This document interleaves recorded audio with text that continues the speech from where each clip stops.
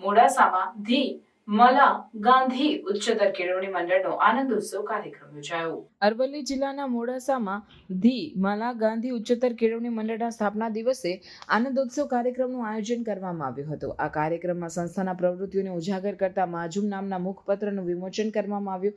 આ પ્રસંગે પદ્મશ્રીથી સન્માનિત મહાનુભાવ સુરેશ સોની મુખ્ય મહેમાન તરીકે ઉપસ્થિત રહ્યા।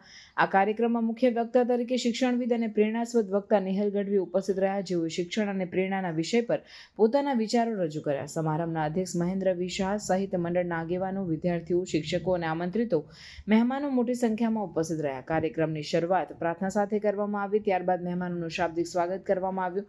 માજુમ મુખપત્રનું વિમોચન સંસ્થાની પ્રવૃત્તિઓ અને સફળતાઓને ઉજાગર કરવા માટે મહત્વપૂર્ણ પગલું છે, જે વિદ્યાર્થીઓ અને શિક્ષકો માટે પ્રેરણા સ્ત્રોત બનશે।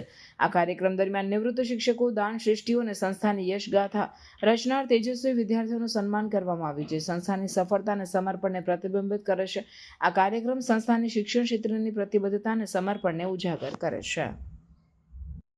તમે જ્યારે કશુંક ઊભું કરો, કશુંક નિર્માણ કરો, ત્યારેથી આવતા 50 વર્ષના તમે કેમ્પસ જોયું હશે, એમના ક્લાસરૂમો જોઈ હશે, તમને સમજાશે કે આજથી 50-60 વર્ષ પહેલાં આવો કેવી રીતે વિચાર આવી શકે કે આવતા 50 વર્ષ પછી આવા કોઈક સામ્રાજ્યની કે આવી કોઈક જગ્યાની જરૂર પડશે। તો એ આખી ચેતનાઓને હું વંદન કરવા માટે અને મારો રાજીપો એક ગુજરાતી તરીકે વ્યક્ત કરવામાં આવી છું।